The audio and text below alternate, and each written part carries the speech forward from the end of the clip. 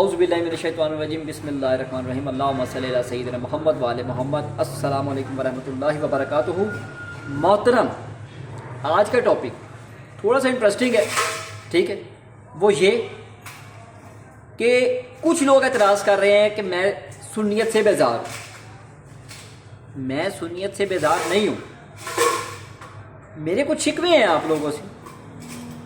میں مسلمان ہوں، مسلمان ہونے کے ناطے مجھے اس چیز کا حق ہے کہ میں دین اسلام پہ ریسرچ کروں۔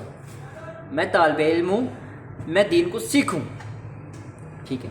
کیونکہ بڑی پیچیدگیاں ہیں اس دین میں، کچھ تو آپ لوگوں نے ڈال کے رکھی ہوئی، ایسی ایسی باتیں آپ لوگوں نے منسوب کی ہوئی ہیں اپنے اولیاء پہ، ایسی ایسی باتیں کہ جن کا وہم و گمان میں تصور بھی نہیں تھا۔ میں حیران ہوتا ہوں، میں سنتا ہوں جو میرے نبی کا دین ہے نا، وہ اتنا مشکل نہیں جتنا آپ لوگوں نے یہ بنا دیا ہے۔ میں یہ بڑا حیران ہوتا ہوں۔ آپ اس چیز کو دیکھیں کہ شیخ عبد القادر جیلانی کتنی عظیم ہستی ہیں، کتنی بڑی ہستی ہیں، ٹھیک ہے؟ اللہ کے کتنے برگزیدہ وہ بندے ہیں، ٹھیک ہے؟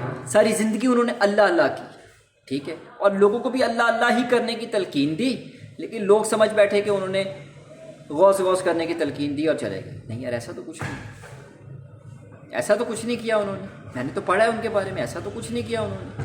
اللہ اللہ کیا اور اللہ اللہ کرنے کی تلقین دی ہے، پھر ان کے ساتھ واقعہ منسوب کریں۔ اب مجھے بتاؤ، یہ جو واقعہ تم لوگوں نے منسوب کیا ہے شیخ عبد القادر جیلانی کے ساتھ کہ جی وہ لوٹے کی ٹیوٹی جو قبلہ رخ ہو گئی تھی ان کے مرید سے، تو آپ نے یوں نگاہ ماری، مرید بھسم، ختم، فنش، ٹاٹا بائے بائے۔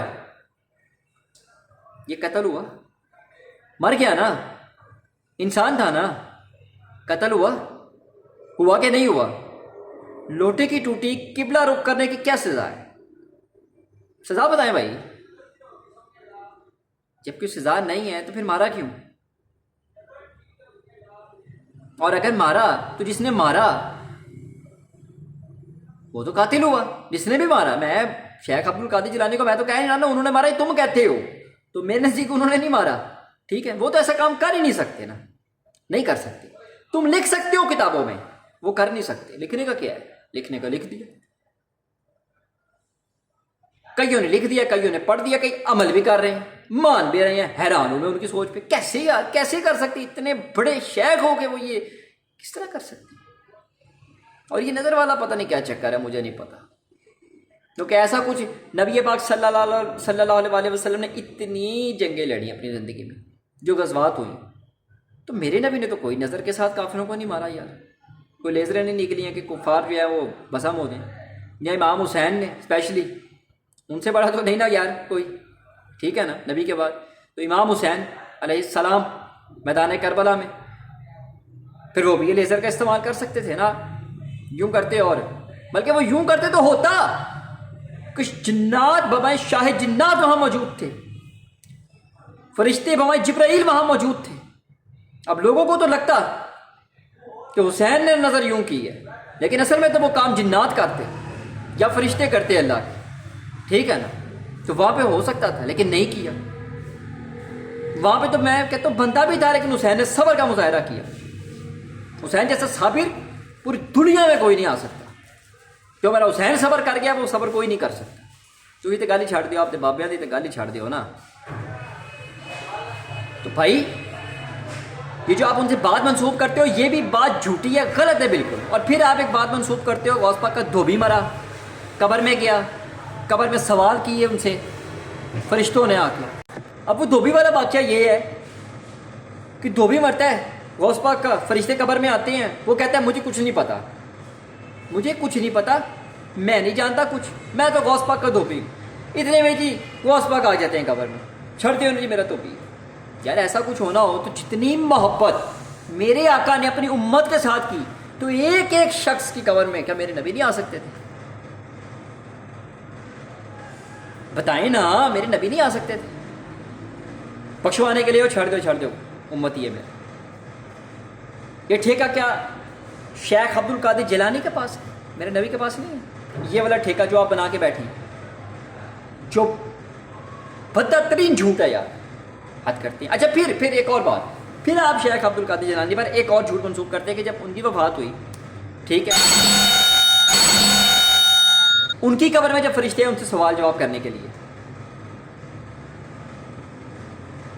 الٹا انہوں نے سوال جواب کر لیے فرشتوں سے، فرشتہ پریشان، یار بس کر دو، ہاتھ جڑے نے بس کر دو، کی یہ ہے یہ دین ہے یار؟ ایسا کچھ ہوتا مجھے بتاؤ، اگر اتنا درجہ کسی کو ملنا ہوتا، میرے نبی کو نہ ملنا ہوتا، جس کی روح قبض کرنے کے لیے جب ملک الموت آتے ہیں دروازے پہ کھڑے ہو کے اجازت مانگتے ہیں کہ اندر آؤں یا نہ آؤں،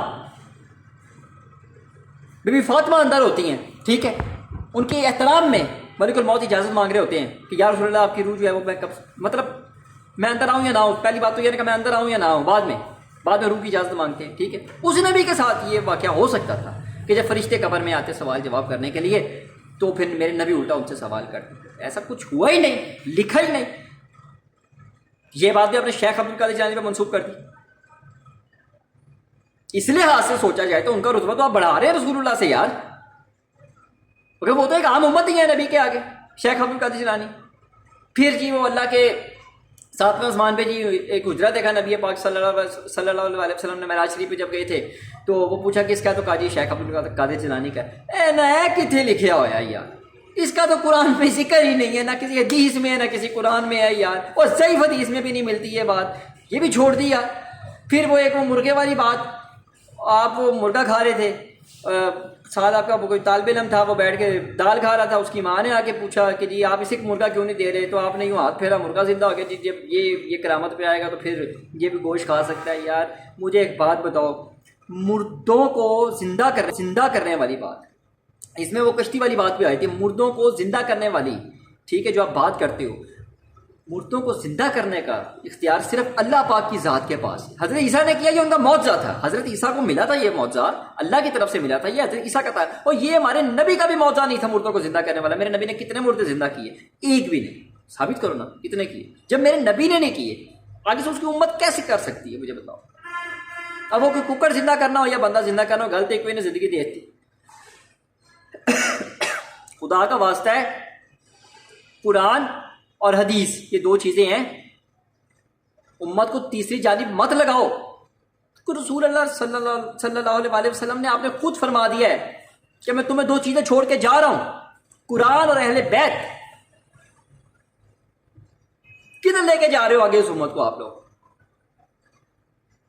کیا پیری فقیری مریدی میں ڈال دیا آپ نے اس امت کو یار؟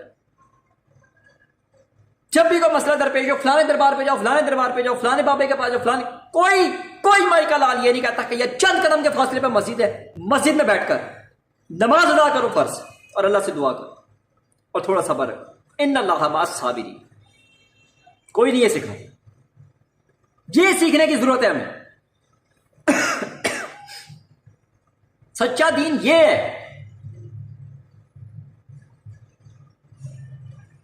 اللہ تعالیٰ ہم سب کو اللہ تعالیٰ کی رسی کو مضبوطی سے تھامنے کی توفیق دے، ٹھیک ہے، اور دین حق دین اسلام جو ہے اس پر عمل پیرا ہونے کی توفیق دے، نماز پنجگانہ پڑھنے کی توفیق دے، نبی پاک اور نبی کی آل سے محبت کرنے کی توفیق دے، ٹھیک ہے۔ اپنا خیال رکھیے گا، دعاؤں میں یاد رکھیے گا، اور سوچیے گا، ان بات سوچیے گا، یہ سب جھوٹ ہے، یہ سب فیک ہے۔ ایسا کچھ آج سے 1400 سال پہلے میرے نبی نے نہیں کیا تھا۔ جب نبی نے نہیں کیا تھا تو آج جو کر رہے ہیں وہ غلط کر رہے ہیں، وہ ٹھیک نہیں کر رہے ہیں۔ آج سے 1400 سال پہلے اس معاملے میں آؤ نا پھر، تو تم لوگ تو اپنا جھنڈا نہیں بنا سکے اسے۔ وہ جس علم کو تم کہتے ہو یہ شیعوں کا ہے، وہ شیعوں کا نہیں ہے، وہ دین اسلام کا ہے۔ جی ہاں، اور میرے پیچھے پو کتنے لکھے ہے، دساں گا تو کتنے لکھے ہے۔ باقی اپنا خیال رکھیے گا، دعاؤں میں یاد رکھیے گا، ٹھیک ہے، اور اللہ پاک کے سچے دین کی طرف راغب ہوں۔ سب سے پہلے تو نماز پڑھیں، باقی باتیں بعد میں۔